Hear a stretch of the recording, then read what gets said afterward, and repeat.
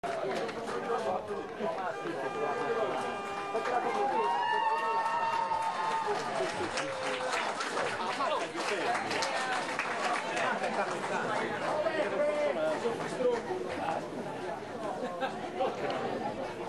lampi di Alessandro Cadau accendono la prima vittoria del San Teodoro nel 2010. Contro il Castiada si viola confermano la marcia spedita nelle gare interne e si candidano a un ruolo di primo piano nella corsa per i playoff.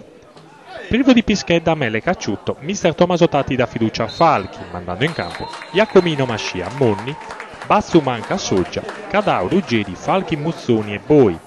A disposizione Anela, Masala, Serra, Mingioni, Congiu, Rarità e Brandano. Picarreta gioca con gli ospiti insieme ad Asunis, Floris, Diana, Cabras, Orsi, Marci, Dessena, Festa, Mirko Nano e Viani.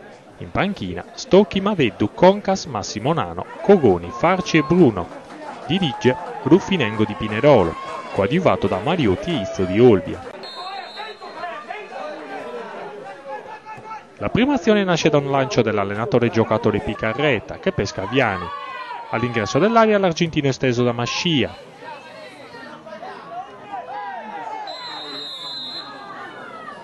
Sul seguente calcio di punizione lo schema non funziona.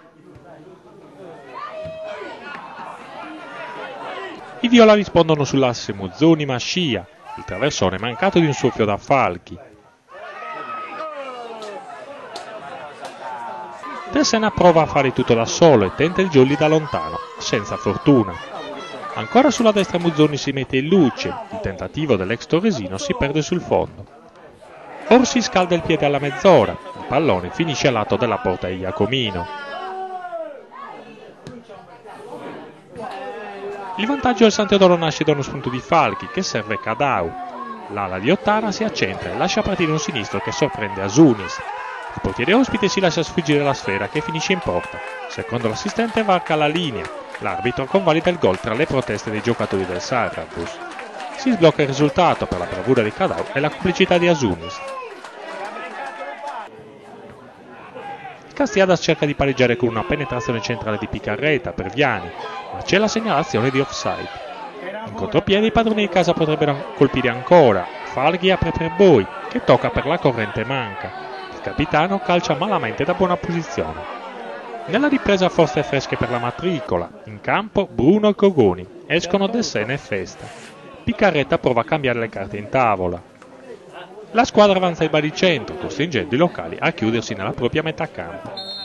Direttamente da calcio d'angolo, Muzzoni è sempre insidioso. Asunis cerca di farsi perdonare la distrazione del gol.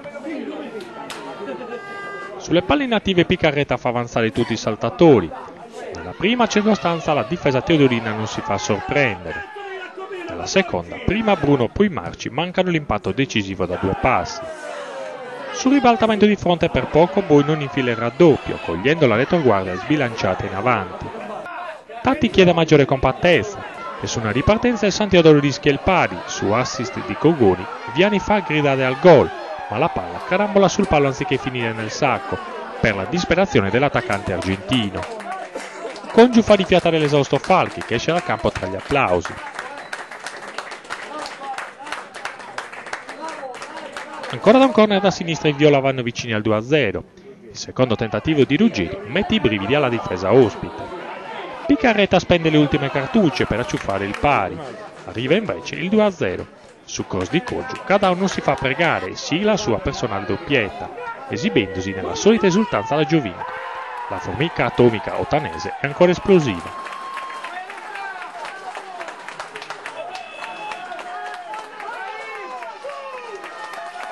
Il Castiadas prova il gol della bandiera su percussione di Diana. La palla giunge sui piedi di Onano che spara sul fondo un rigore in movimento. Non è giornata per la matricola. Finisce il 2-0 per il San Teodoro, il nuovo anno inizia con il botto.